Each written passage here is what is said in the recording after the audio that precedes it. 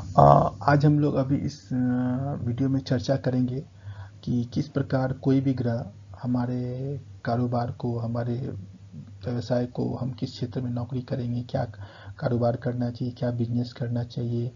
ये अक्सर लोग मेरे पास आते हैं पूछने के लिए कि मुझे क्या करना चाहिए, मैं किस क्षेत्र में कार्य करूँ तो सफलता मिलेगी, किस स्तर का कार्य करूँ तो मुझे सफलता मिलेगी।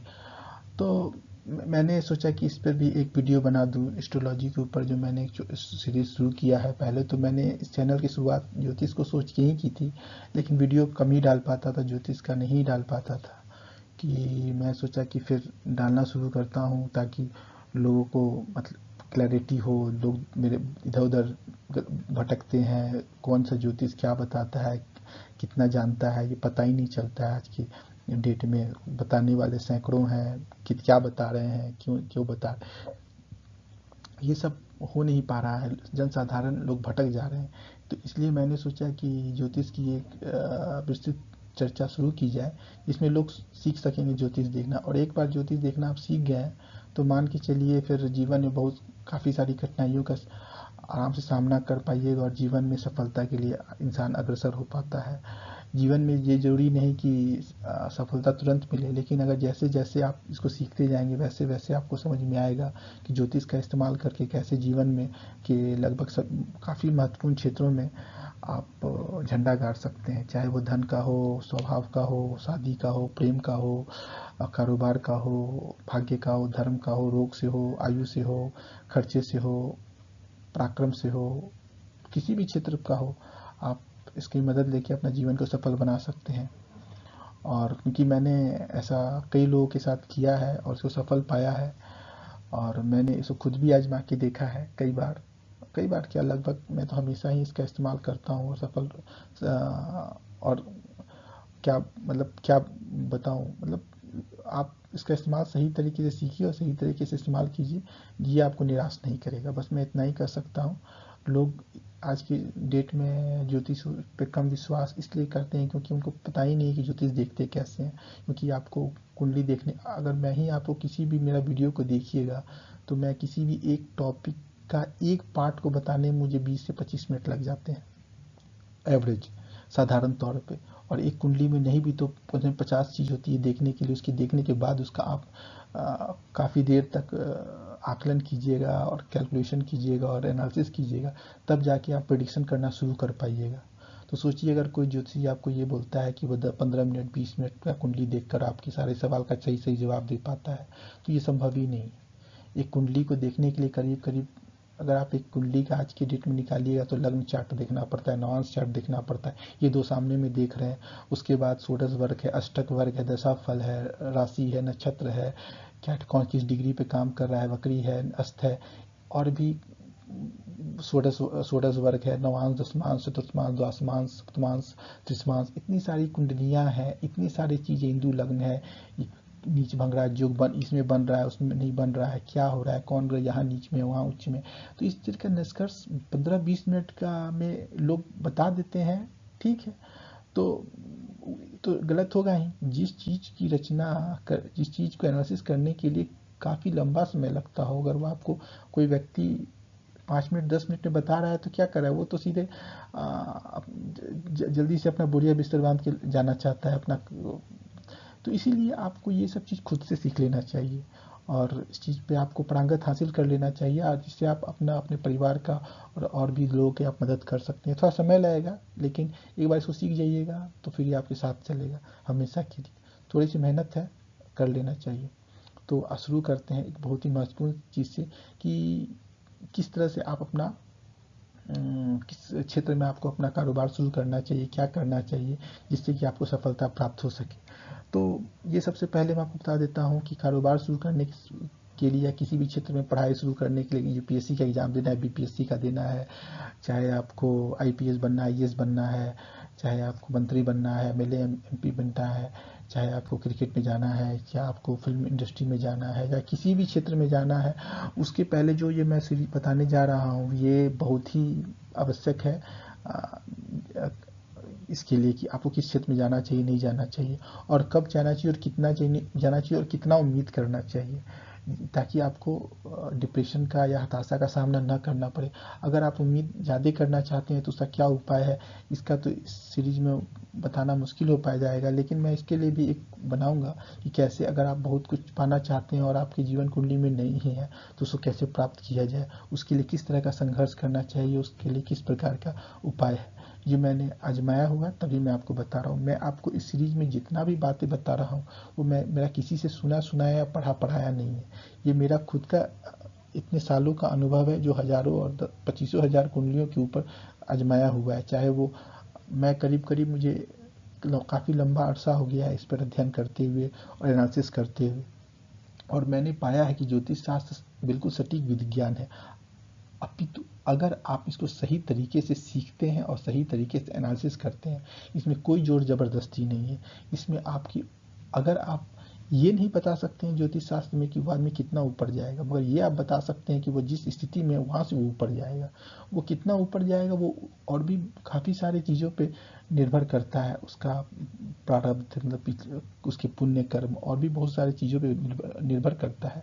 मगर ये आप बता सकते हैं कि उसकी स्थिति क्या रहेगी और किस प्रकार की स्थिति रहेगी, किस वो उसके पास उस स्थिति से सुखी रहेगा या दुखी रहेगा और उसका क्या उपाय है। ये सब सारी चीज़ें ज्योतिष बता देता है। तो फिलहाल हम शुरू करते हैं कि किस प्रकार आप अपना चुनाव करें, किस क्षेत्र में आप अपना कारोबार कर सकते हैं। तो सबसे पहले बता देना चाहता हूँ, लग्न लग्नेश दशम दशमेश, चंद्र लग्नेश सूर्य लग्नेश दशम भाव, इन पर जो ग्रह का सबसे अधिक प्रभाव होता है वह ग्रह ही आपको उस क्षेत्र में ही कार्य करना चाहिए।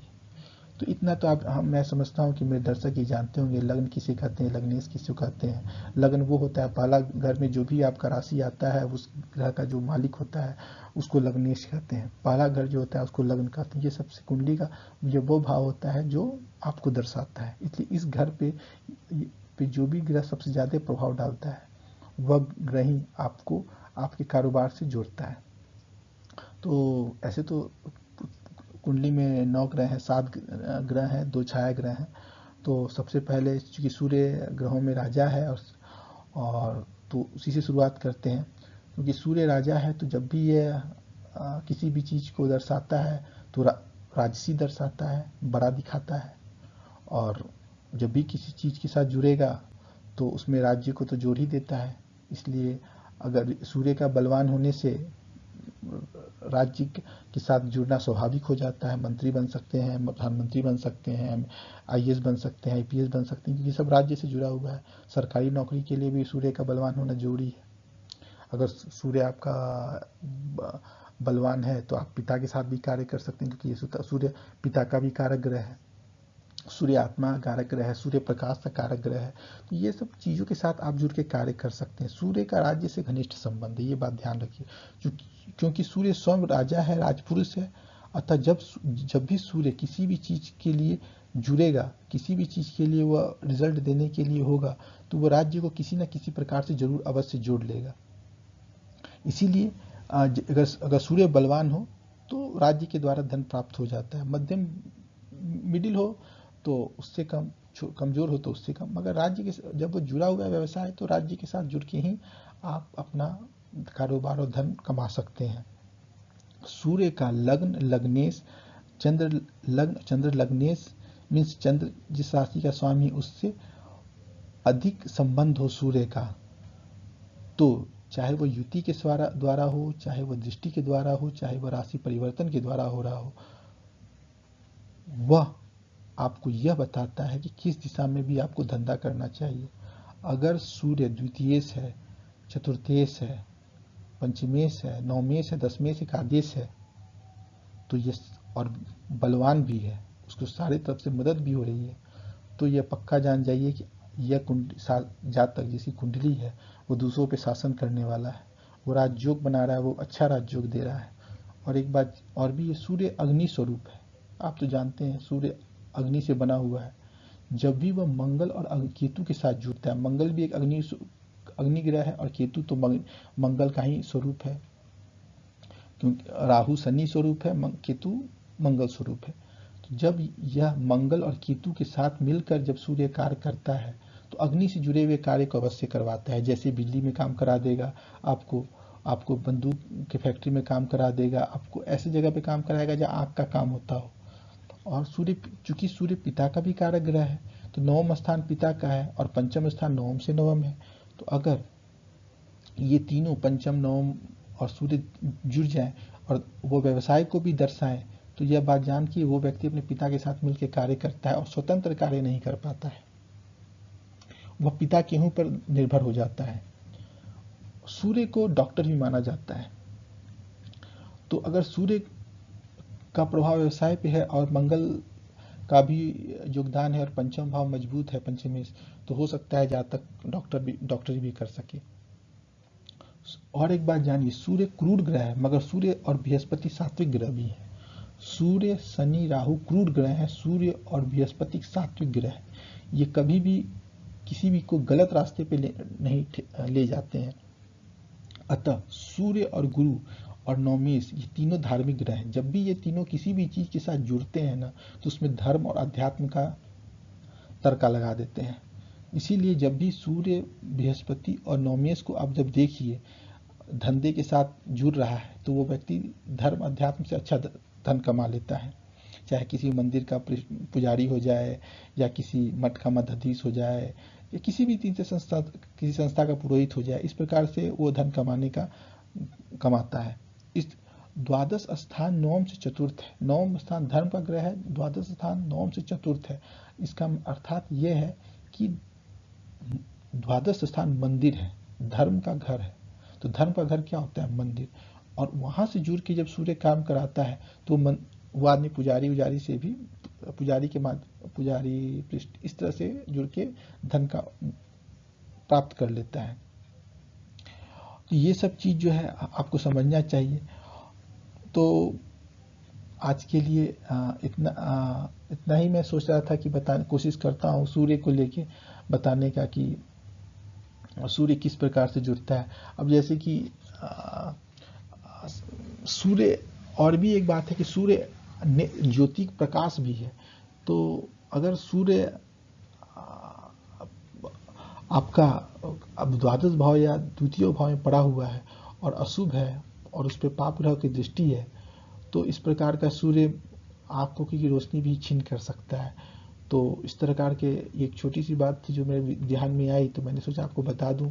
बहुत से बच्चों लोग को आजकल बचपन में ही चश्मा लग जाता है, तो क्यों लग जाता है, इसका कारण, विशेष कारण क्या है, तो मैंने सोचा कि ये मैं बता देता हूँ। तो इस तरह बता रहा हूँ कि जब द्वादश और दूसरा घर में सूर्य बैठा हो और वो कारक नहीं हो और पाप ग्रह से दृष्ट हो और पीड़ित हो, तो आंखों में चश्मा लगा देता है। तो इसके भी कई सारे उपाय हैं, जिसको किसी और वीडियो में हम लोग कवर करेंगे। तो फिलहाल आज के लिए इतना ही। और मैं ये कहना चाहूँगा कि अगर आपने हमारे वीडियो को चैनल को सब्सक्राइब नहीं किया तो सब्सक्राइब कर लीजिए। इस तरह की वीडियोस आपको मिलते रहेंगे और नए चीज़ आप सीखते रहेंगे। अगर आपका कोई भी प्रश्न है तो आप कमेंट में लिख के पूछ सकते हैं और अपनी बातों को कह सकते हैं। मैं कोशिश करूँगा उनका जवाब देने का। और ये मैं कहना चाहूँगा कि इस श्रृंखला के साथ जुड़िए और नए चीज़ को सीखिए और ज्योतिष का अध्ययन करते रहिए। ये एक दिन की विद्या नहीं है, एक साल की विद्या नहीं, ये साथ साथ चलने वाली विद्या है। अगर आप किसी भी कोई पढ़ाई करते हैं फर्स्ट बचपन में, तो आप देखिए भूल जाते हैं, आपको सेकंड क्लास की नेक्स्ट क्लास में उसकी जरूरत नहीं पड़ती है। आप 10+2 में science, physics, science, commerce, arts पढ़ें, मगर फिर ग्रेजुएशन जब आप पढ़ने लगे तो फिर नया चीज़ आ जाता है, उसके बाद वो नया चीज़ आता है। लेकिन ये एक ऐसी विद्या है, जब भी आप शुरू करेंगे तो जीवन के आखिरी पर्यंत तक आपको काम आएगा। अपने लिए ही नहीं, अपने परिवार के लिए और आपके चाहने वाले लोग के लिए भी आप उसकी मदद कर सकते हैं। और इसको एक ही तरीके से नहीं मदद कर सकते सिर्फ पैसा के लिए। पढ़ाई तो आपने सिर्फ करता है कि पैसा अपने आप को एजुकेट करे, उसके बाद उससे धन उपार्जन करे और अपना जीविका चलाए।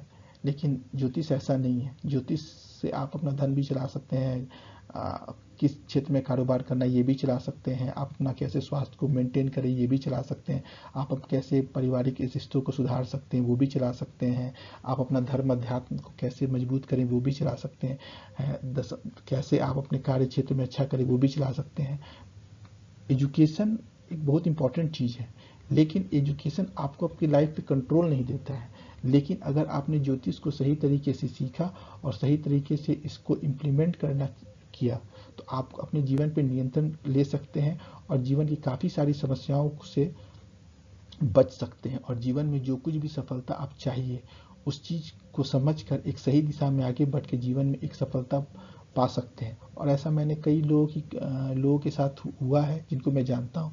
मेरे ऐसे ऐसे मतलब लोग जो हमें मेरे से कुंडली दिखाने आए और मैंने देखा और उनको मैंने जो रास्ता उन्होंने जो मैंने बताया उन्होंने उनके साथ किया, क्योंकि कुछ बताने से सिर्फ नहीं होता है, उसको करना भी पड़ता है। जब मैं आपको कुछ बताऊँ और आपने नहीं करेगा तो कैसे कुछ होगा। तो ये दोनों साइड का है। मैंने बताया, आपने किया, फिर कुछ आपको मिला, कहीं पे आपको संघर्ष हुआ, फिर मैंने बताया। तो ये मेरा अनुभव है और जो आपको मैं शेयर करता हूँ और आपको इसका फ़ायदा मिलता है। फिर आप जीवन में कुछ आपको बाधाएं आती है, फिर मैं उनसे सीखता हूँ कि मैंने जो किया उनमें 100 में आपको 75% लाभ हुआ, 60% लाभ हुआ, 40% क्यों नहीं हुआ, 25% क्यों नहीं हुआ। तो मैं फिर कुंडली का एनालिसिस करता हूँ, फिर वो मैं उसको रास्ता बताता हूँ। तो इस तरह से ये चीज़ चलते रहता है और अंततः जो व्यक्ति को सफलता मिल जाती है कम ज़्यादा करके। तो ये एक दिन की विद्या नहीं है या एक दिन में नहीं आपको सफलता मिल जाता है। सफलता प्राप्ति के लिए पढ़ना पड़ता है, सीखना पड़ता है, लगना पड़ता है, करना पड़ता है, नए नए चीज़ को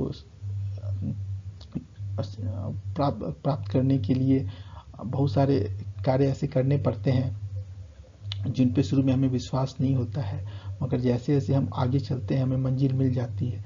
जैसे कि अगर हम कहें कि जिसने रात देखा है वो बोलेगा कि दिन तो कभी होता ही नहीं है, लेकिन जब समय बीतता है तब पता चलता है अरे रात के बाद दिन भी आता है। और जिसने सिर्फ दिन ही देखा है, रात नहीं देखा, वो बोलेगा रात नहीं होता है। इसीलिए मैं इसी तरह ज्योतिष शास्त्र भी है। जब आपका बुरा वक्त चलता है तो आपको लगता है अरे मेरे साथ कभी ठीक हो ही नहीं सकता है, लेकिन जब अच्छा वक्त आता है, दिन आता है, तो आपको लगेगा कि अरे वाह। लेकिन ये बात भी जानिए, अच्छा के बाद बुरा है, बुरा के बाद अच्छा है। लेकिन कैसे बुरे से बचा जाए और अच्छे से साथ जुड़ा जाए, यही ज्ञान ज्योतिष बताता है कि किस प्रकार से हम बुराई को बुरे वक्त को कम से कम डैमेज होने से मतलब अपने आप को डैमेज करने से रोक सकते हैं और अच्छे से अच्छे वक्त के साथ कैसे जुड़ सकते हैं। तो ये सब चीज़ है जो मैं अनुभव से सीखा हूँ ज्योतिष का लंबे समय से, और इसको मैं यूज़ करता हूँ। और आप भी चाहें तो इस चीज़ को सीखिए और इसका मज़ा लीजिए, क्योंकि ये मैं आपको ये बात कहना चाहता हूँ, जो हज़ारों आपको ज्योतिषी मिल जाएंगे, हज़ारों विज्ञान मिल जाएंगे, मगर यही एक ऐसा विज्ञान है जो सैकड़ों, हज़ारों नहीं, लाखों वर्षों से, युगों युगों से चला जा रहा है। भगवान श्री राम की कुंडली है, भगवान श्री कृष्ण की कुंडली है। आपने सुना होगा झूठ के पाँव नहीं होते और सच्चे को प्रमाण की आवश्यकता नहीं होती। ये एक सत्य है, इसको प्रमाण की आवश्यकता नहीं। अगर ये झूठ होता ना तो ये युगों युगों से चला नहीं आ रहा होता। भगवान राम की कुंडली नहीं बनी होती, भगवान कृष्ण की कुंडली नहीं बनी होती। उनकी कुंडली बनी है इसलिए बनी है क्योंकि उस समय भी इस पे ये लोग उस पर मानते थे और आज भी इसको मानते हैं। इतना दिन लंबा दौर अगर कोई विद्या अपने आप को तय कर रहा है, इसका मतलब इसमें सच्चाई है। तो इसी आधार पर मैं आपको कहता हूँ, इस विद्या के साथ जुड़िए और जीवन को सफल बनाइए। इसमें कोई भी ढोंग आडंबर नहीं है। जब भी आप दूसरे के पास जाते हैं तो ठगने का खतरा है, लेकिन जब आप खुद से सीखते हैं, खुद से इसका इस्तेमाल करते हैं, तो फिर कोई खतरा नहीं है, क्योंकि इसमें आप खुद का इलाज कर रहे हैं। ये एक ऐसा विज्ञान है जिसके द्वारा सिर्फ शरीर का नहीं, जीवन के हर क्षेत्र का, हर अंग का, हर एक चीज का इलाज बहुत ही सटीकता और प्रामाणिकता के साथ किया जा सकता है। तो मैं यही कहूँगा, इस विद्या को सीखिए और हमारे चैनल को सब्सक्राइब कीजिए और लाइक कीजिए। Thank you very much.